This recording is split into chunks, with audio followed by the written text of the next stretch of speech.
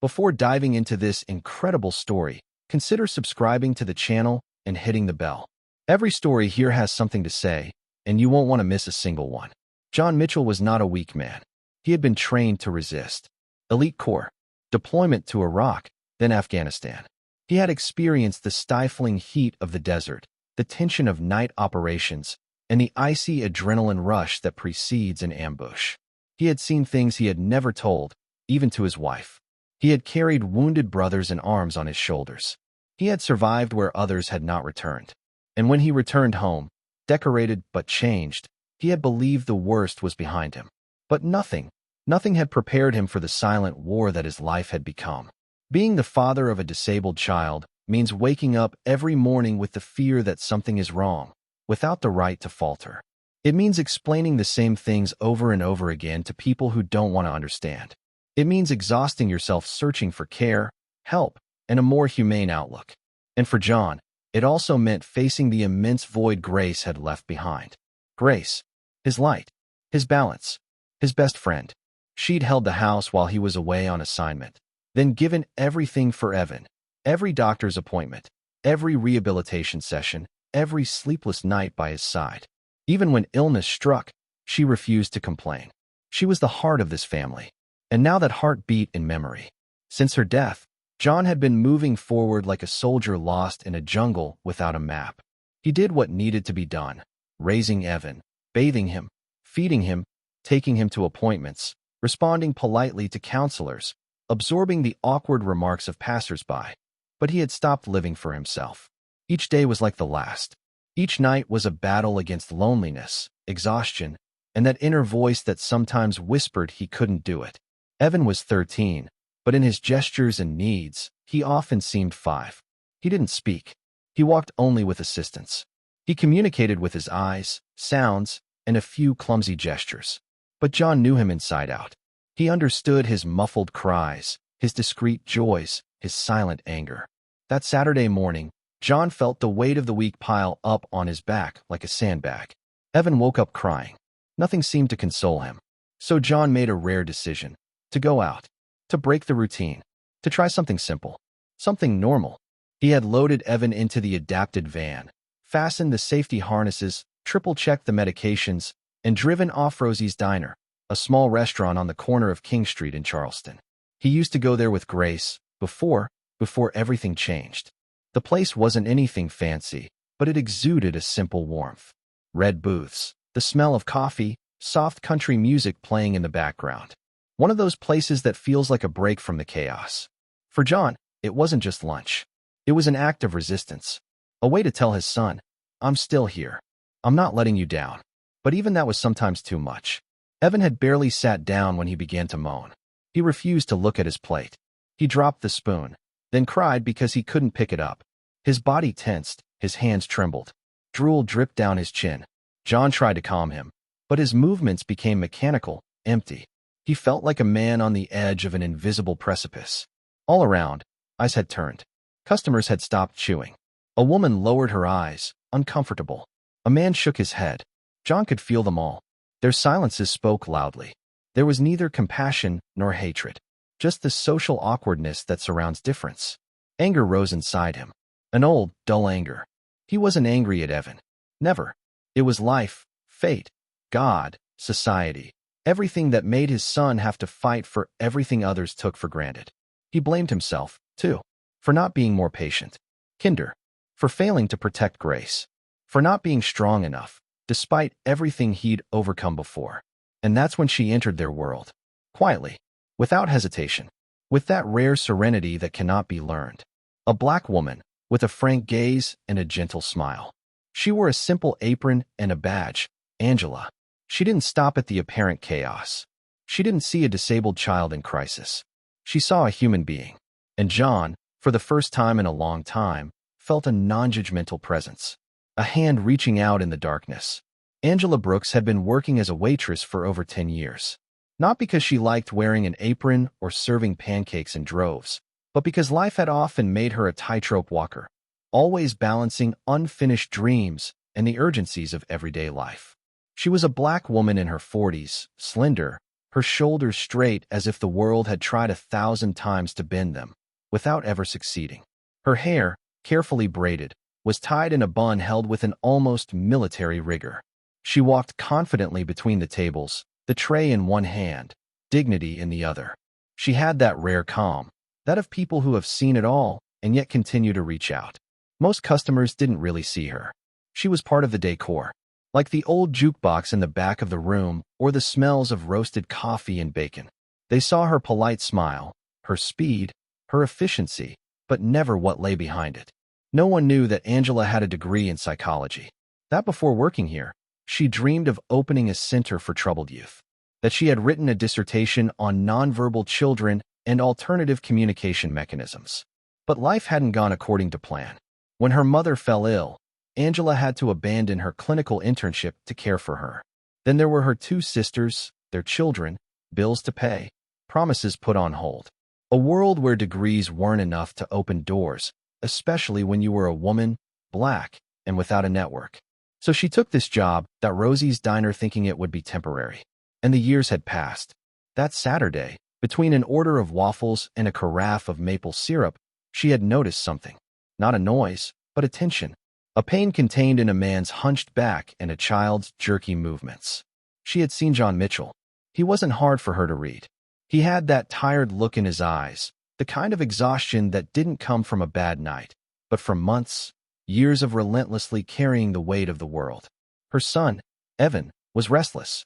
He dropped his spoon, groaned softly, his face contorted in discomfort. The other customers looked away, annoyed or embarrassed. More Angela didn't see an embarrassing scene. She saw a silent pain. She saw a father on the verge of breaking down.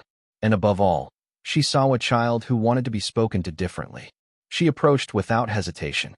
She didn't ask permission, because she knew, in her flesh, that moments that matter don't wait for permission. She gently crouched down to Evan's level. Soul height. Hey champ, I'm Angela. Do you want to eat together? Her voice was soft but assured, as if she'd been speaking to him forever.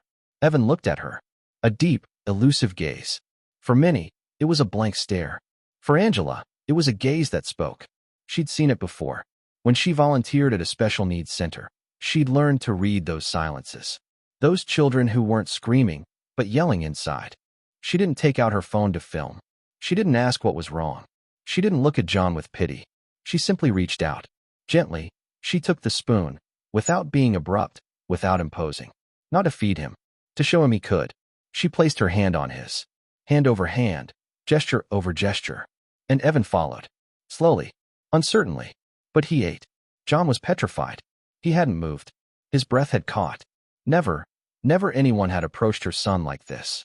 Not without apprehension. Not without formulating an awkward sentence or asking a question that was too direct. Angela wasn't trying to diagnose, to understand, to rationalize. She saw. She felt. And above all, she respected. For the next few minutes, Evan remained calm. Soothed. Angela straightened, gave him a knowing wink, and then went back to her other tables as if nothing had happened. But each time she passed, she glanced at Evan, who responded with a slight smile, a fleeting glint in his eye. John hadn't touched his plate. He stood there, watching, feeling something melt inside him. A wall. A shell. He didn't know what it was exactly, but he knew that what a moment, this simple gesture, had just moved something that he believed to be frozen forever. When the meal was over, he stood up, Evan in his chair, the bill in his hand. He wanted to thank her, but the words were caught in his throat, held back by emotion. Angela approached, the bill in her hand, the same quiet smile on her face. John looked into her eyes for the first time. I think you did more in 20 minutes than I did in a year. His voice trembled. His eyes were moist. It wasn't a complaint, nor a reproach against himself. It was a sincere acknowledgement, a form of raw, disarming gratitude. Angela gently placed her hand on his. You're a good father, John. You're just tired. And you're not alone. He couldn't answer anything. He simply nodded, his heart pounding. More something had been unlocked. Not in his schedule, not in his routine, more in his soul. That day, he was no longer a father at war with the world. He was a man who had just been seen, and that changed everything. In the days following that lunch at Rosie's Diner, John Mitchell, he couldn't get Angela's image out of his mind. Every time he closed his eyes, He saw the gentleness of her gesture, the patience in her gaze. It wasn't just a memory of an act of kindness. It was a light that pierced the darkness of his exhausting routine. He returned to the restaurant several times during the week, not just to eat or have a coffee, but because he wanted to understand. He wanted to understand how this woman, whom he had seen as a simple waitress, could see what he had learned to hide, to ignore, the real person behind Evan's disability. During each visit, they exchanged a few words. Angela gradually opened up. She spoke of her childhood dreams, her love for psychology and neuroatypical children, and the closed doors that had forced her to put her ambitions in a dusty drawer. She spoke without bitterness, but with a gentle, almost contagious determination. John, for his part, shared his doubts, his fatigue, the pain of a lonely father who often felt overwhelmed. He confided his fears to her, that his son would never be truly understood, that the world would never make room for him. One afternoon, after a long exchange, John offered him a coffee, then another. Finally, one day, with a hesitation he had long since forgotten, he asked him, "Angela, would you be willing to come spend an afternoon with Evan? Just to see." It wasn't a romantic invitation. It was a call to hope, an opening towards something greater than the loneliness that surrounded them both. Angela accepted without hesitation. That afternoon, she arrived at John's house with a bag filled with sensory toys, colorful books, and simple communication tools. She didn't come as an expert, but as a friend, as an ally. Together, they explored Evan's world, with its joys and frustrations. Through Angela, John discovered he wasn't alone.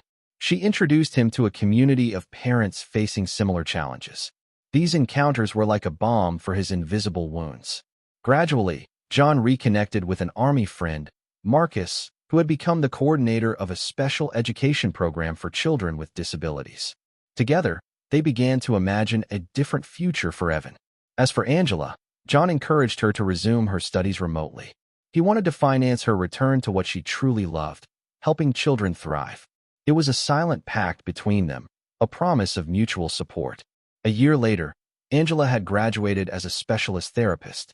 She worked with neuroatypical children with a newfound passion, but still with the simplicity and humanity that had characterized her from day one. John and Angela weren't yet a couple, but the bond they shared transcended the boundaries of traditional love. It was a shared mission, an alliance forged in mutual understanding and respect. As for Evan, he smiled more. His eyes shone more often, as if he had found in Angela not a therapist, but a loyal friend, someone who really saw him.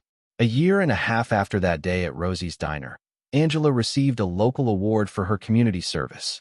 When asked what motivated her to take action that day, she simply replied, "I didn't do anything extraordinary. I just looked at a child as if he were a person, and that should never be uncommon."